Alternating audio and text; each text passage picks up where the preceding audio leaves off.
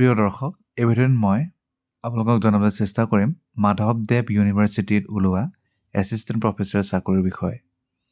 ৰাজ্যিক বিশ্ববিদ্যালয় হয় আৰু লখিমপুৰৰ নাৰায়ণপুৰত অৱস্থিত PO ডিক্ৰং ডিষ্ট্ৰিক্ট লখিমপুৰ অসম।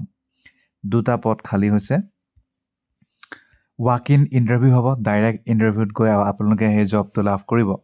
তাৰ কাৰণে ইণ্টাৰভিউ বৰ্ডৰ সন্মুখত আপোনালোকে নিজৰ অৰিজিনেল এটা ছেট জেৰক্স কপি এটা ছেট অৰিজিনেল আৰু এটা ছেট জেৰক্স কপি নিব লাগিব। আৰু 17 মাৰ্চ তাৰিখে মঙলবাৰে ইণ্টাৰভিউটো হ'ব 2 বজাত।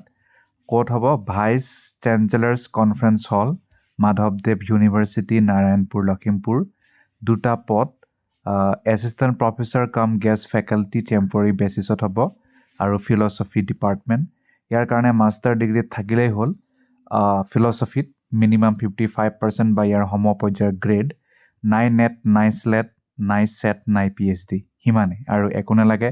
যিহেতু টেম্পৰাৰী হয় সেইকাৰণে চেলেৰি নেগ'চিয়েবল হ'ব। আপোনালোকে নিজে কথা পাতি কিমান ল'ব পাৰে। আৰু আপোনালোকে এটেষ্টেড কপি নিবলৈ নাপাহৰিব। পাব্লিকেশ্যন, এক্সপিৰিয়েঞ্চ চাৰ্টিফিকেট, বায়'ডেটা আৰু একো নাই। এইকেইটাই মেইন কথা। TA দিয়ে নিদিয়ে। আৰু আপোনালোকে 1 ঘণ্টা আগত গৈ পাব লাগিব। ৰিপৰ্ট কৰিব লাগিব চিলেকশ্যন কমিটিৰ আগত ডকুমেণ্ট ভেৰিফিকেশ্যন ৰেজিষ্ট্ৰেশ্যনৰ বাবে। কথাটো জনাইছে ডক্টৰ লাতিকা হাজৰিকা, HOD ফিলচফি, মাধৱদেৱ ইউনিভাৰ্চিটি লখিমপুৰ।